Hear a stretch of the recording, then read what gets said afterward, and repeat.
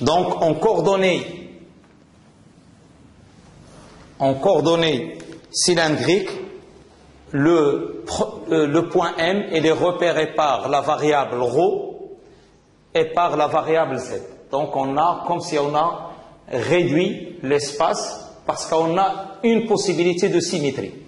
Donc avec, bien sûr, pour définir ces repères, avec ρ, c'est le vecteur unitaire, donc on l'avait défini comme on avait dit au départ, donc c'est OH sur le module de OH. E phi est tel que, comment je peux le définir? E phi est tel que ρ scalaire E phi est égal à 0 et E phi, la norme de E phi est égale à 1. Donc c'est comme ça qu'on les définit. Bien sûr, avec ρ, E phi et K forment la base cylindrique. C'est ce qu'on appelle la base cylindrique.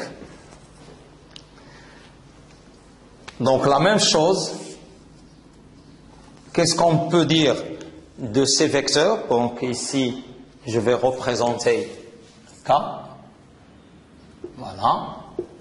Voilà la base. Donc la base ici, ρ, E phi K, c'est la base. Ça c'est la base cylindrique. C'est la base cylindrique. Bien sûr, quelle est la relation entre les différents vecteurs de cette base? Donc on fait de la même façon. On a ρ scalaire ρ est égal à E phi scalaire E phi est égal à K scalaire K est égal à 1 pour que les vecteurs soient normés. Donc les vecteurs normés. On a aussi ρ scalaire E phi est égal à E phi scalaire K qui est égal à K scalaire ρ est égal à 0, c'est-à-dire que les vecteurs sont orthogonaux. Et ce qu'il reste, tout simplement, c'est que la base cylindrique, il est direct dans le sens ρ, E phi K.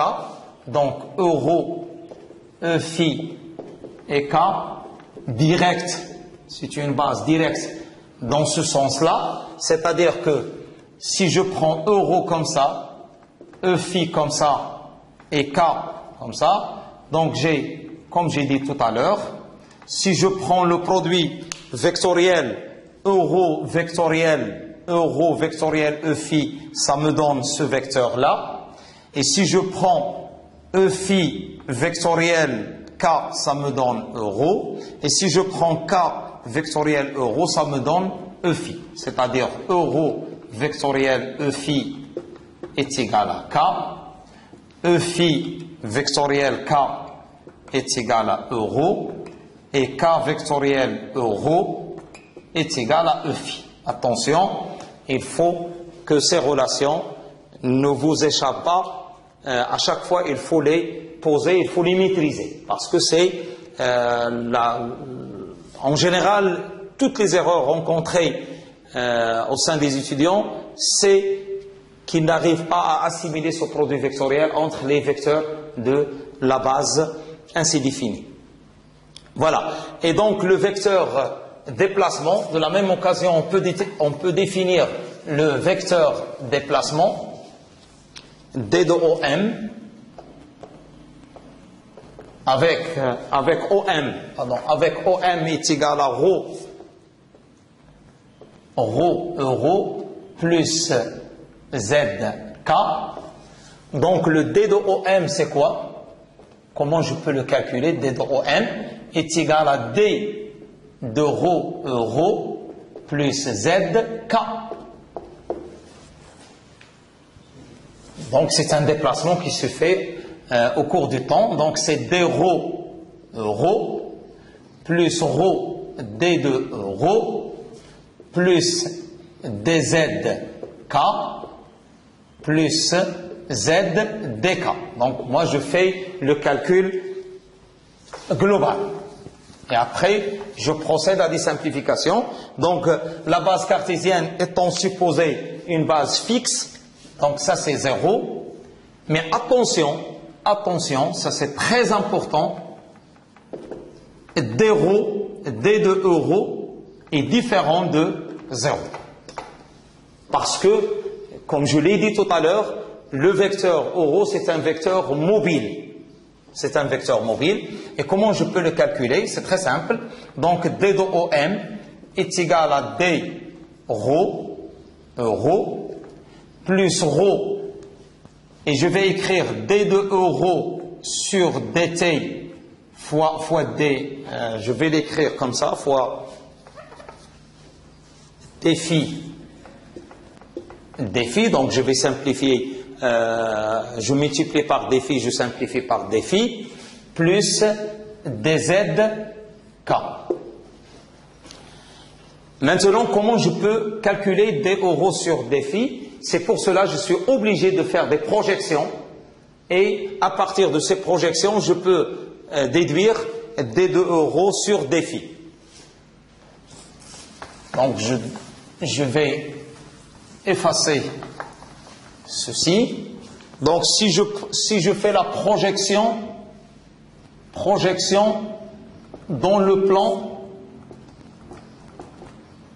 X ou Y, qu'est-ce que je regarde? Donc dans le plan, voilà l'ensemble des vecteurs que je regarde dans le plan. Donc ici I, J. Qu'est-ce que je retrouve? Je retrouve le vecteur euro et le vecteur qui est directement perpendiculaire. Et bien sûr, puisque cette projection elle est faite dans le plan horizontal, donc c'est-à-dire que l'axe K elle est perpendiculaire à ceci. Donc ici je retrouve l'angle phi, et cet angle je le retrouve ici. C'est-à-dire, tout simplement, j'ai des relations entre euro et E phi.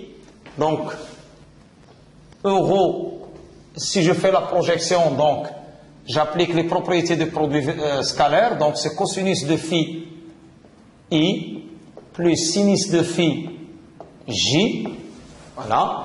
Et E phi est égal à, si je fais ici la projection, je retrouve moins I. Donc, c'est moins sinus de phi I plus cosinus de phi J. Voilà.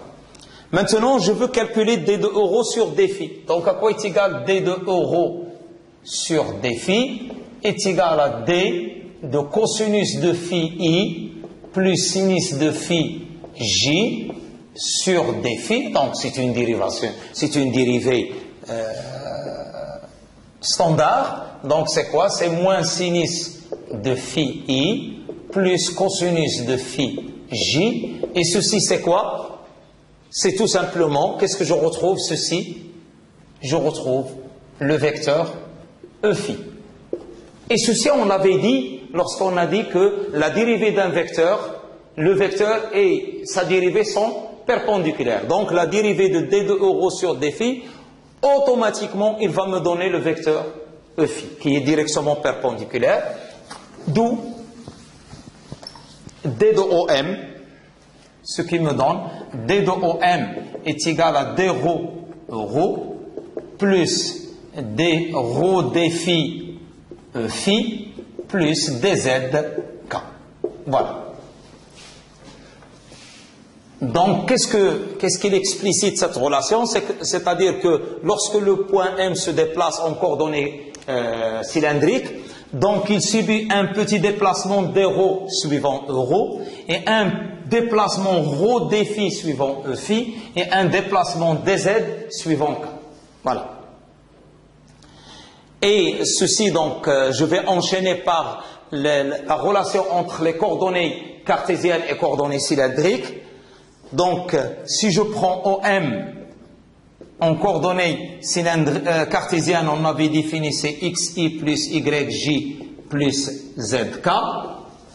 Et on avait dit que OM, le même vecteur, le même point M, donc a pour coordonnées ρ plus zk, qui est égal, ρ c'est quoi?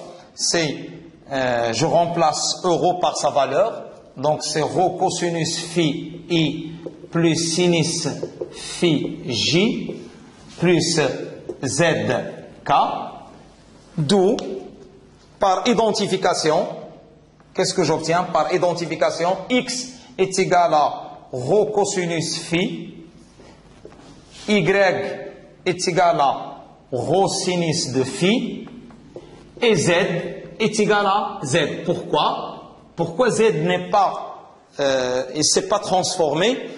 Tout simplement parce qu'on avait dit tout à l'heure que l'axe OZ c'est un axe de révolution, c'est l'axe de symétrie, et tous les points de l'axe de symétrie sont invariants par la symétrie cylindrique.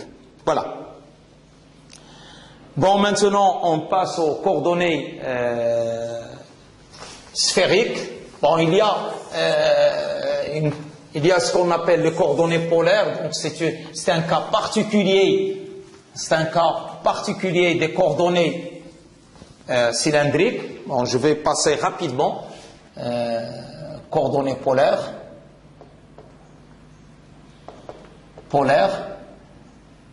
Tout simplement, il concerne un point qui se déplace dans un plan. Donc, automatiquement, point M se déplace, dans un plan. C'est-à-dire, contrairement, lorsqu'on a dans les coordonnées cylindriques, lorsque le point M se déplace dans l'espace tout entier. Ici, le déplacement se fait dans un plan. Donc, on a X, Y, O. On a un point M. Ce point M, je peux le repérer par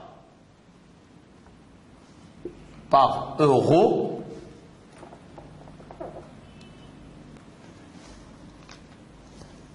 Et par phi. Donc ici j'ai l'angle phi, ici I, et ici J. Voilà.